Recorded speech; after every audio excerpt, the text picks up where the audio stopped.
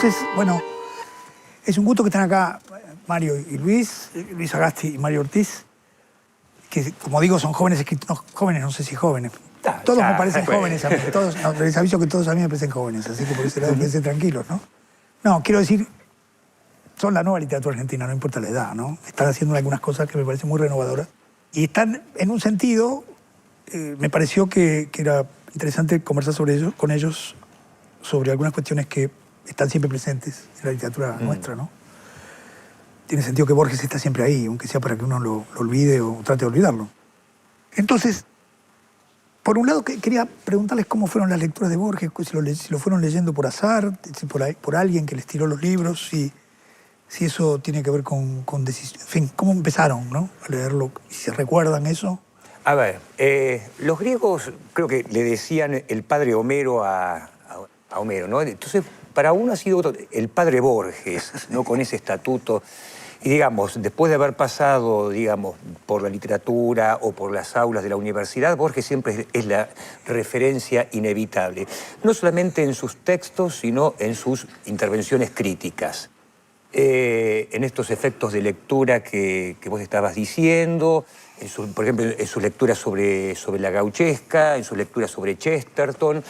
Y ahí, bueno, uno va advirtiendo que aparte de ser un lector absolutamente inteligente, perspicaz, irreverente, Borges es también un lector político.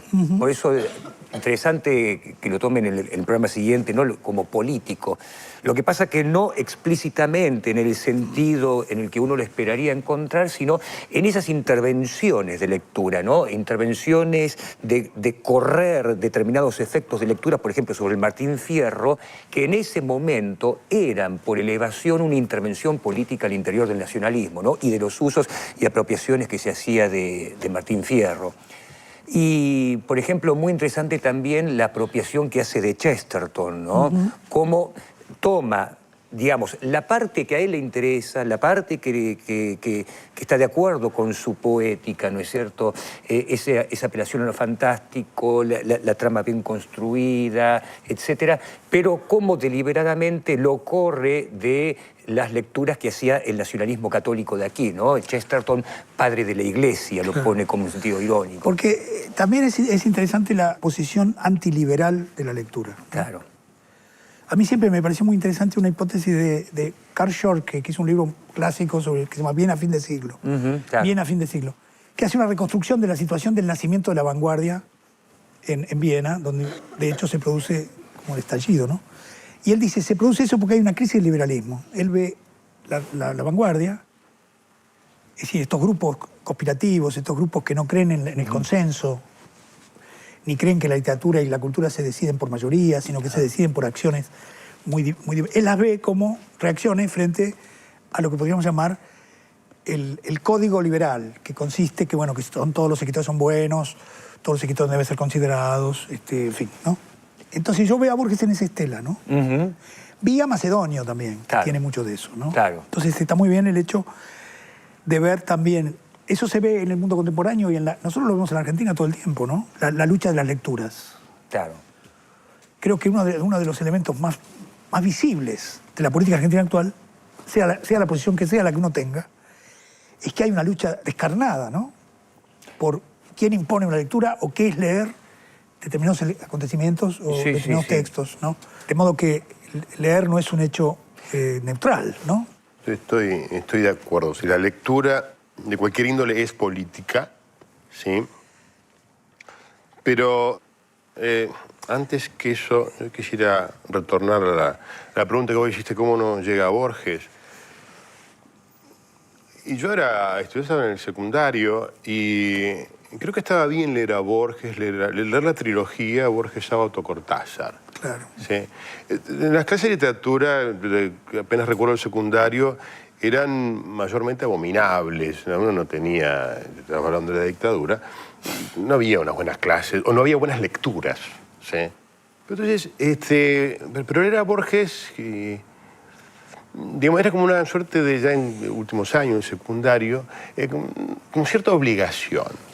O sea, yo no recuerdo no haber entendido nada al principio, de lo que leía, pero estaba fascinado por esas construcciones fantásticas, metafísicas, ¿sí? Dialogábamos con algunos amigos, pero sin entender mucho de qué se trataba todo. Yo luego, ya de grande, creo que tampoco sigo entendiendo mucho. Por eso vengo a este programa. Porque en este programa nosotros, fíjate vos, viniste al programa justo, ¿no? Porque nosotros acá nos preguntamos qué quiere decir entender un relato, ¿no? Claro. Entender un relato no es lo mismo que entender un concepto. Claro. Yo creo que lo más interesante... Entonces, a veces uno dice entender un relato, y el problema no es entender un relato. ¿Qué habría que entender en un relato? Claro. ¿No? Muy por el contrario, yo creo que cuando no se comprenden del todo, es decir, cuando queda una zona elusiva, quedan ciertos meandros en donde uno no puede seguir mucho, creo que ahí se enriquecen. ¿Sí? Cuando vos hablabas de Tlön, por ejemplo, sí, es una cosa un poco... O sea, no es muy claro todo, ¿sí? Sobre todo la postdata. Pero también yo creo que el otro elemento que tiene Borges que nosotros, quizá en un sentido, podríamos identificarlo como un espacio común, ¿no? A diferencia de los escritores de América Latina, para decirlo así. Para poner rápidamente algo para comparar, ¿no? Uno lee García Márquez, o lee Vargas Llosa, o lee Carlos Fuentes, y el narrador es despótico. El narrador sabe todo. Construye un mundo, uno puede gustarlo o no eso. Claro. Construye un mundo, el narrador sabe, las mujeres vuelan, para dónde van unos y para dónde. En cambio, en Borges, el narrador siempre vacila, ¿no? Claro. Y yo creo que esa es la gran línea de la literatura en el Río de la Plata, diría yo. No quiero exagerar, ¿no? Eso es Onetti, eso es Feliberto. Claro. ¿No es cierto? El narrador es el que no sabe. El narrador es el primero que no entiende lo que pasa. Claro. El narrador no es aquel que dice, bueno, las cosas son como yo les digo, porque mi abuela ya me lo contó y yo lo tengo súper claro todo, ¿no es cierto? Sí. Me parece que va por ahí esa sensación que es una sensación benéfica, yo creo, ¿no? Justamente sobre eso, en relación a los libros recientes de Luis y de Mario, ¿no? Bellas Artes, ¿no? Y Cuadernos de Lengua y Literatura, que así se llaman una serie de libros que está publicando Mario Ortiz, ¿no? Y ahí hay un comienzo muy que me encantó en el libro de Luis sobre la cuestión del complot y de la conspiración.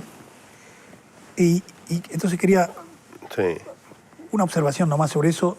Si alguna vez lo has pensado en relación a Borges. Sí, en verdad, podría decir antes, el complot existe, los complots existen, las conspiraciones existen, lo cual no significa que funcionen. Nosotros con él nos complotamos para dominar la literatura argentina y por ahora no funciona. ¿Sí? Pero el complot yo no participo en ese complot. Claro, uno puede complotarse para eso.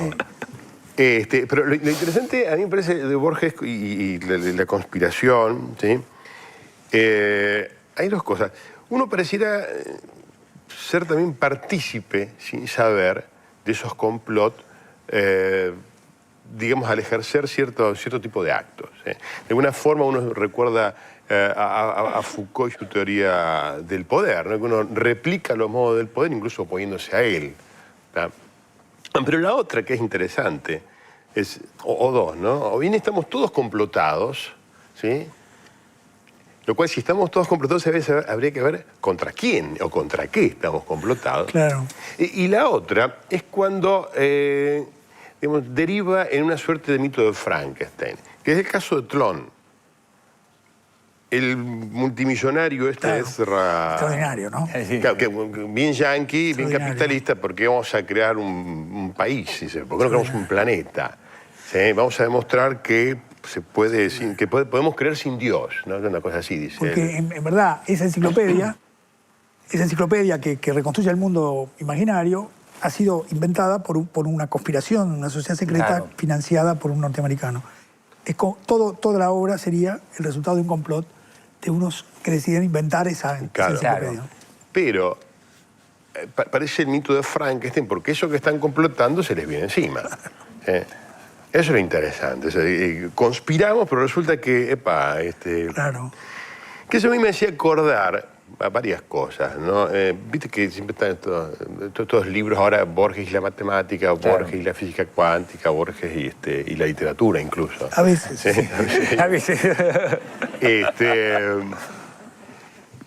Y que ese mundo, que es puro, al principio, Tlön, que es puro lenguaje, ¿sí? Y que de a poco empieza a cobrar vida, si quiere, me parece el mundo de la web, que es puro lenguaje, que hemos creado algo que de alguna forma es relato, donde no hay objetos, que hay percepciones de lo que nosotros dejamos, y que de a poco parece que el mundo será Facebook. ¿Sí? Digamos Tron, nosotros mejor. Digamos, claro. Es mucho más elegante. Pero es verdad, ¿no? Es verdad, digamos, sin hacer demasiada relación. Sí. Pero también es cierto que hay una fantasía de mundos paralelos y de personalidades, digamos, de identidades paralelas, ¿no? Eso que también en Tron y en este tipo de construcción, ¿no? Claro. Muy interesante porque también es cierto que la estructura del complot en Borges se identifica mucho con la ficción misma, ¿no? ¿Te acuerdas en La Lotería en Babilonia, no? Claro. Que el Estado mismo está completado. Sí. Entonces, de pronto tiene una versión. Sí, que es una forma, si se quiere, de dar orden al azar o al caos. En verdad, todo obedece a un complot. Claro, y que está en el origen de Platón, ¿no? ¿Te acuerdas que en la República él dice, bueno, vamos a manejar un poco esta situación? Sí. También quería quizá una pequeña observación de Mario sobre la cuestión de cómo usa la autobiografía Borges, ¿no? Cómo usa su nombre porque también Mario trabaja bastante con cuestiones es muy interesante, ¿no? Porque, digo, constantemente aparece también la referencia a sí mismo, la referencia a sus amigos, bueno, por ejemplo, en Tron, la referencia a los antepasados. Hay una cosa que es muy interesante, me parece que lo dice Jaime Rest, y es que a Borges le fascina ver cómo todos los elementos de la realidad ingresan a la literatura para seguir alimentándola, ¿no? Entonces, en un punto, esa biografía que él construye, la construye como un relato, quizá no sé si tanto para buscar una verdad sobre sí mismo, sino para construirse un relato en el que reconocerse, como de construirse, sí, una genealogía, pero más bien como construirse como literatura para a partir de allí leerse a sí mismo. Quizá como si la propia vida fuese en un punto ininteligible como la realidad, y entonces a través de la literatura es como que él pone un orden posible a su propia vida, a su propia experiencia, al significado, al sentido de la vida, ¿no? Sí. A mí me parece que... porque hay momentos de la aparición del yo, digamos, que son siempre muy inquietantes en Borges, ¿no? Sí, de pronto está escribiendo algo absolutamente objetivo, no sé. Por ejemplo, en La muerte y la brújula, que de golpe dice, bueno, de pronto aparece alguien que es en la ciudad de mi cuento. Claro. ¿No? Antes no había aparecido nadie que hablara en primera persona, y de pronto aparece ahí alguien que está enunciando. Y en esos momentos en que aparece siempre está pasando algo, es como un juego de magia, ¿no? Sí. Decimos, apareció el yo, y él ahí nos está metiendo la trampa, ¿no? Claro. O, por ejemplo, la historia del guerrero y la cautiva, ¿no? Es absolutamente maravilloso. O sea, claro. Desde mi perspectiva personal, para mí es de lo más entrañable que ha escrito Borges. Y para mí lo más genial, ¿no? Porque de una cita erudita, esto que vos decías de la analogía, que dice allí Croce, que Droghful y los longobardos del siglo V lo conecta y nos traslada a Junín, a la campaña, ¿no? 1872, que aparte era más o menos la misma época de Martín Fierro, ¿no? Claro. Entonces arma allí esa historia que de pronto salimos de la caída de Roma hipererudita, en una nota a pie de página, a una historia ahí de frontera, ¿no? Y entonces, nosotros estamos todos con la inglesa, ¿sabes? Claro. ¿Y cómo pasó esto, viste? La semana pasada hablamos de la inglesa, que se va con los indios por la poligamia, ¿no? Y porque le gusta mucho el capitán ese que está ahí. Claro. Eso nos pareció que era una heroína la inglesa. Claro. Y que aparte que realmente muchas cautivas no querían ser rescatadas, ¿no es cierto? Por lo menos esa inglesa. Al menos esa inglesa. Esa inglesa. Bueno, muchas gracias, jóvenes, chicos. Bueno. Bueno, hacemos una pausa y seguimos. Muchísimas gracias, doctor. Muchas gracias.